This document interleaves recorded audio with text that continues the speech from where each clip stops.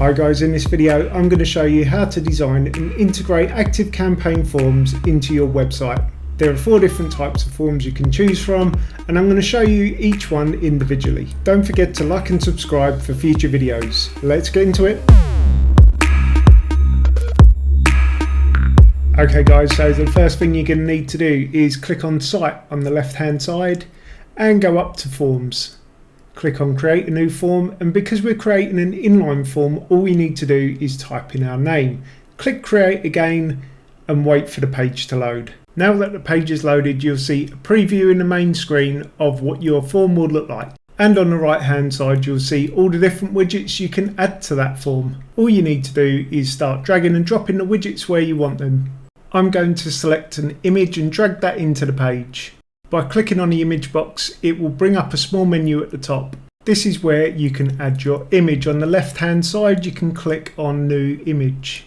From here you can select a picture that you've previously uploaded, or you can click on Add File on the top right. I'm going to select this one here, so all I need to do is click Select Image and it puts it onto our form. This obviously doesn't have to be a big picture like this one is, it could be your company logo. To change the position of any of your widgets, all you need to do is click on the cross next to them and drag them into their new position. Next on our form, I'm going to add another header to the top. To change the text in the header, give it a click, and on the right hand side it will bring up a small window that you can start typing in. Once you've finished entering your text, all you need to do is click on the main page and start adding more widgets.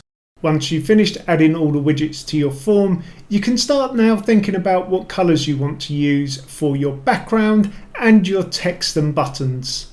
To start changing our colours, all we need to do is click on Style on the top right hand side of the screen. The first thing we're going to do is select the colour of our background. By clicking on the colour picker on the right hand side, you can pretty much select any colour you want. And if you don't want a background colour, you can always click on the Make Transparent button, meaning your form will sit seamlessly onto your web page. What I did forget to mention is you can also change the layout of your form by clicking here. As you can see, the form is landscape in style, with the fields running from left to right on the bottom of the form. I am going to change it back to how we originally had it and continue editing our colours. So the next one we're going to change is our font, and if you click on the colour picker again and slide it up, you can see we can change our text to red and we can change it back again. Underneath that we can change our border, and again just click on the colour picker and slide it around. You will have to change the border size to at least 1 to see the difference. Next we're going to change our font style, and as you can see all you need to do is click on the drop down and select the one you want. Now we're going to change our form's corner radius. The higher the number here, the rounder the corners will be. Underneath that is our form's maximum width. Moving down the page on the right hand side, we're going to change our button colours. Like the rest of the settings, it's as simple as clicking on the colour picker and choosing from the palette which colour you want your background to be.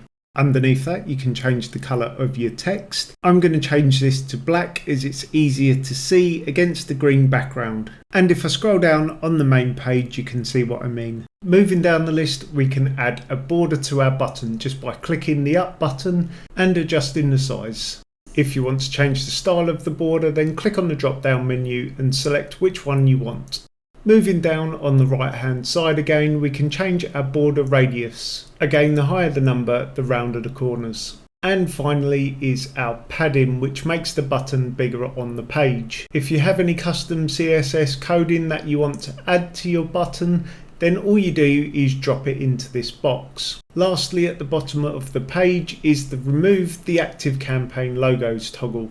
Moving up to the top of the page, we're going to click on Options. The first thing you'll see is on Submit, and this is where you decide what happens when your customers complete and submit your form. The first option you have is to show a thank you message. The message can be customized. All you need to do is type in a large box. If you don't want to display a message, you can always divert people to other pages. So if this form is embedded into an email, you can have the customer diverted to your home page from the email once they've completed the form. Moving down the list is your From action. This is where you can set people onto mailing lists. To the right of that, you can change your opt-in options. This is also where you can set whether the person submitting your form receives an email into their inbox. Once you've configured all these options, all you're left to do is click on the Save button in the bottom right hand side of the screen. If you want to go and change the name of your form, all you need to do is click on the box in the top middle of your page. If you want to add email automations, all you need to do is click on Trigger Automation on the top right. If you want to see how to use trigger automations, then check out the video in the top of the screen now. What we're going to do now is go back to our main form and click on the Integrate button on the top right hand side of the screen. As you can see, ActiveCampaign have generated embed codes. You can also use the clickable link, the WordPress plugin feature which you will have to download, or you can integrate the form into a Facebook page. I'm going to use a simple embed code for this integration. All you need to do is select the code, right click and copy it. Now we're going to head over to our page builder. I'm using Elementor, but you can use any page builder that allows embed codes. To add our form to the page, I'm going to type in the search box shortcode. All I need to do is drag this widget into our page. On the right hand side, it'll bring up a box you can paste your code into. Give it a second to load and it will display your form. All that's left to do is click on the green update button on the bottom left of the screen. If you do want to see what your form looks like on your website, then click on the preview box just next to the update button. Now all that's left to do is scroll down to the bottom of our page and see our live ActiveCampaign form. Don't forget to go back into ActiveCampaign and save and exit your form by clicking on the top right hand side. Please don't forget, if you are finding this video useful, then hit that like and subscribe button. The next form I'm going to show you is ActiveCampaign's floating bar. The first thing you're going to need to do is type in your form's name and then go down and enter your website URL. Once completed, you can change which list your customers are added to and you can add an action. All that's left to do is click on Create on the right. Once your page is loaded, you'll notice your website is loaded and on the top row you'll see the form. On the right hand side you'll notice that the Style tab is open.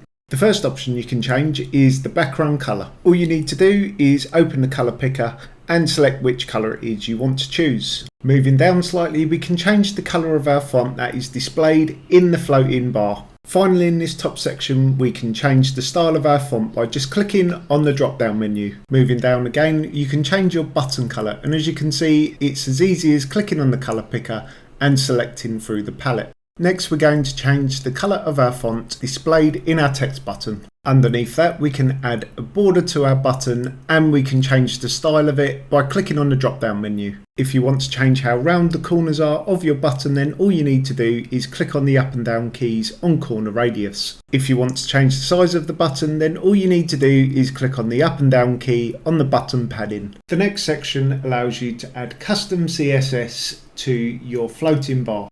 Finally, at the bottom of the list, there is the toggle to remove the ActiveCampaign branding. Once switched off, as you can see in the top left hand side where the floating bar is, the icon for ActiveCampaign has been removed. I'm now going to move on to the options tab at the top of the page. And the first thing I'm going to show you is the initial effect. This is how your floating bar will load on the page. By clicking on the drop down menu, you can either select slide in, fade in, or no effect at all. If you want to preview the animation, then all you need to do is select one of the options. Underneath the effect box, you can choose whether there's a delay on the entry. You can choose either none or on scroll. If you select on scroll, it'll ask you how much of the page you want to be displayed before it takes effect. To change the location of the bar from top to bottom, then select on the position tab and select bottom. As you can see, it moves it to the bottom of the page with the animation, and to change it back, just click top. Next on the list is the visibility section. Here you can change how often people see your floating bar. By clicking on the drop down menu, you have the choice to hide after the first interaction, show once and then hide, or never hide.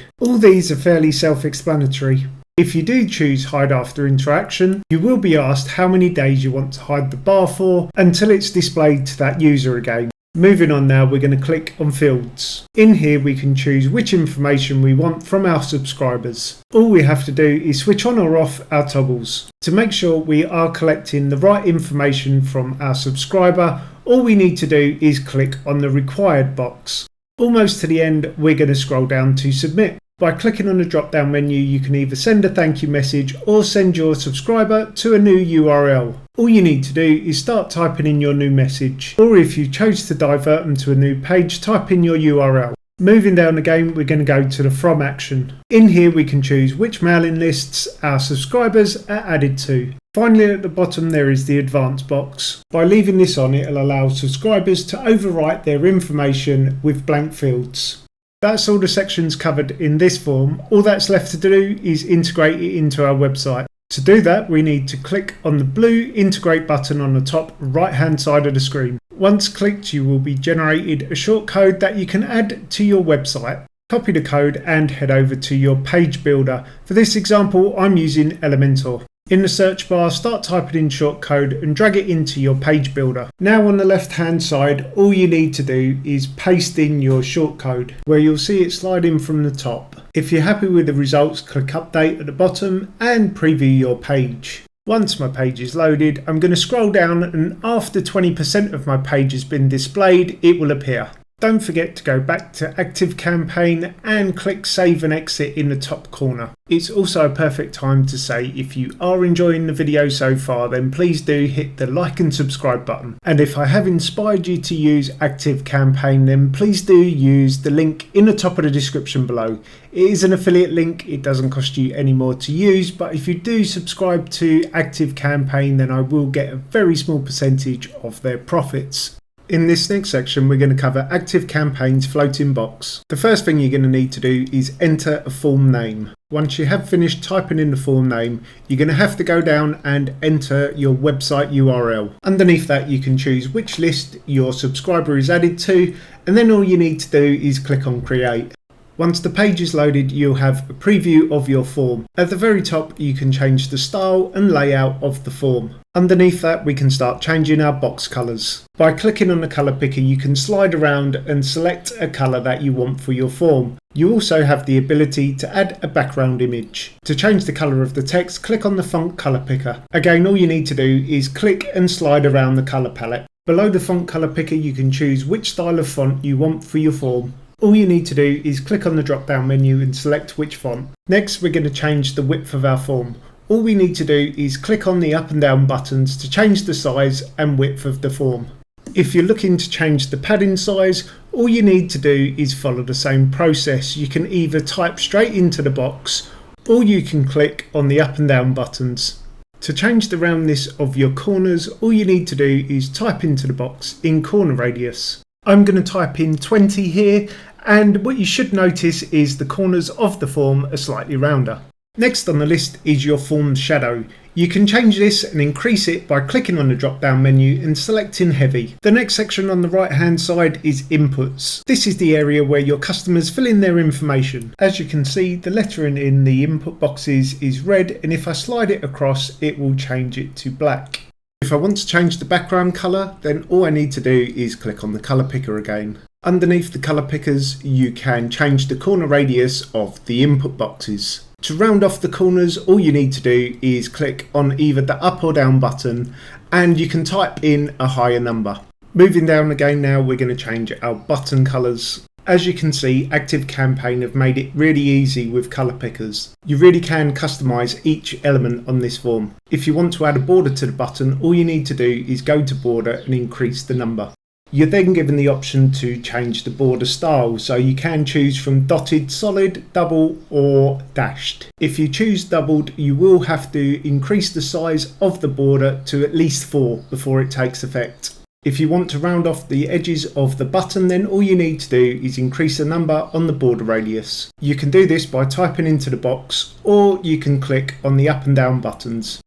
If you want to increase the size of the button, all you need to do is increase the number in padding. Moving down again, you can add custom CSS coding. All you need to do is paste it into the box. If you want to remove the ActiveCampaign branding, then just click on the toggle on the bottom. Now we're going to go to the top of the page and click on Options. If we scroll to the top of the page, the first option we've got is Box Settings. The first thing you can change is the form entrance animation. By clicking on the drop down menu, you can choose whether to slide in, fade in, or no animation at all. When you select one of the options, it does give you a preview of the animation. If you want a slight delay in the loading of the box, then all you need to do is click on show delay. It'll give you a drop down option that will show you how much of the page that you want to be displayed before the form loads. If you want to change which side of the screen the box sits on, all you need to do is click on the drop down menu and you can change it from left to right. Moving down again now, you can change the box's visibility. You can choose whether to hide after interaction, show once and then hide, or never hide. Moving down again on the right hand side, we've got fields. As you can see, you can make boxes mandatory and you can choose whether to collect people's phone numbers when they subscribe. When people do subscribe, you can send them a thank you message or divert them to a URL. Whichever you choose, all you need to do is start typing into the box underneath. As you can see in the bottom left of the screen, you do have a preview window of your message. Moving down again, we can choose which list our ActiveCampaign subscriber is added to. Finally, on the right hand side is advanced. This is where you can choose if blank fields overwrite previous information. One thing I have almost forgot to show you is that you can change the picture in your form. To change the envelope on our form, all we need to do is click on it and it'll load our ActiveCampaign gallery. In here we can select something like our company logo. To upload a file into your gallery, click on Add File in the top right hand side of the screen. Once the file is uploaded, click Select Image. All that's left to do is integrate our form into our website. To do this, click on Integrate in the top right hand side of the screen. ActiveCampaign will generate you a simple embed code that you can copy into your page builder. I'm going to select the code and head over to Elementor. For some reason my video did cut out here, so I have had to go back into ActiveCampaign and create a new form. To embed your form onto your page, you'll need to drag in a shortcode widget. I've already done this, so all I need to do is click in the box on the left hand side and paste in our shortcode. Give it a second to load and your form will be displayed on your page builder. To make your form live, click on the update button, and to preview it, click on the preview button next to the update button. Once you're on your live page, you'll see that the form loads in automatically. If you start to scroll down the screen, your form will stick to its position. Don't forget to go back over to ActiveCampaign and click on the Save and Exit button on the top right hand side of the screen. The final form I'm going to show you how to build is the modular form, so click on Create in the top right hand side and select Modular. First you'll need to type in your name of your form. Then you'll need to enter the website URL that you want the form to be displayed onto. All that's left to do is click on the Create button on the right hand side. Once the page is loaded, you'll have a preview window of your website with the form displayed on. You'll also have the page builder on the right hand side. To change the layout of your form, click on the 4 options you have on the top right hand side of the screen. To change the colour of your background, select the colour picker. If you click and hold on the palette, you will be able to change which colour you want your background to be. If you don't want to choose a background colour, you always have the option to choose a background image. All you have to do is click on the icon next to the palette. This will allow you to add your image URL. To change the colour of our font, select on the colour picker and slide our cursor across the colour palette. And to change the style of our font, all we need to do is click on the drop down menu and select which font we want to use. To change the width of the form, click on the up or down button, or you can type in your custom size. To add padding to your form, either click on the up or down button, or again click inside the box and type in your custom padding size. Underneath padding you can change your corner radius. All you have to do is click on the up and down button, or you can type into the box the corner size you want. Moving down again, you can increase or decrease your shadow depending on which you want. All you have to do is click on the drop down menu. Moving down to inputs, we can change the background of our input box. Like all other sections, all you need to do is click on the colour picker and choose which colour you want on the palette. Moving down again, we can change the font colour of our input boxes. Like all other boxes, we can change our corner radius. All we need to do is click on the up and down key or type into the box the corner radiuses that we want. The next section is to change our button colours. All we need to do is select on the colour picker and select the colour we want to choose on our colour palette. Like before, if we want to change the colour of our text in our button,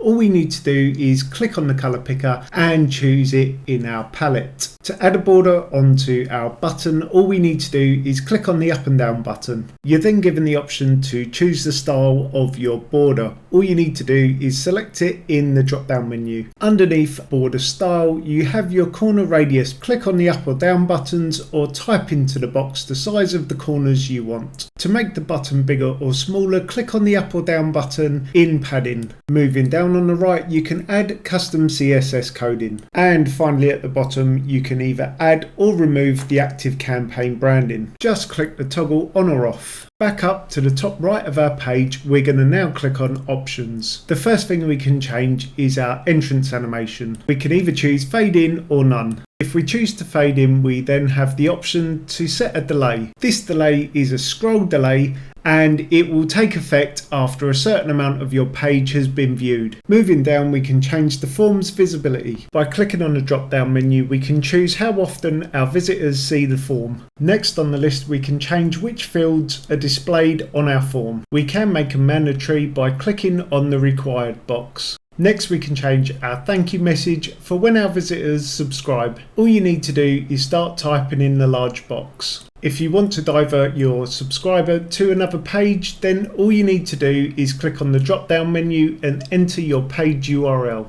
Nearly to the end, and if you want to change the list that your subscribe gets added to in ActiveCampaign, you can change them in this section here. And finally, if you want blank fields to overwrite information that's previously been submitted, then leave this box ticked here. You can also add your company logo to your form. To do this, click on the envelope in the form and it'll open the ActiveCampaign gallery and click on the select image button. All that's left to do is integrate our form into our website. All we need to do is click on the integrate button in the top right hand side. We'll then be generated an embed code that we need to copy and paste into our page builder. I'm using Elementor for this example. I've already dragged in a shortcode widget. All that's left to do is paste in our code on the left hand side. Click on the green publish or update button in the bottom left hand corner, and to preview your live page, click on the eye next to the publish button. Remember to head back over to ActiveCampaign and click on the save and exit button in the top right hand corner. If you have a form that you've previously designed and not yet published, then all you need to do is click on the drop down menu on the right hand side here and click on integrate. This will generate your embed code, and all you have to do is copy and paste it into your page builder as you've seen me do in the rest of the video. That's it for this video. I really do hope you found it useful and interesting. If you've got any questions, hit me up in the comments box below. And if you're thinking about signing up to ActiveCampaign, then please do use the link in the top of the description. It is an affiliate link. It doesn't cost you any more to use, but it does give me a very small percentage of ActiveCampaign's profits if you choose to buy. Don't forget to hit that like and subscribe button. Thanks for watching and see you in the next video.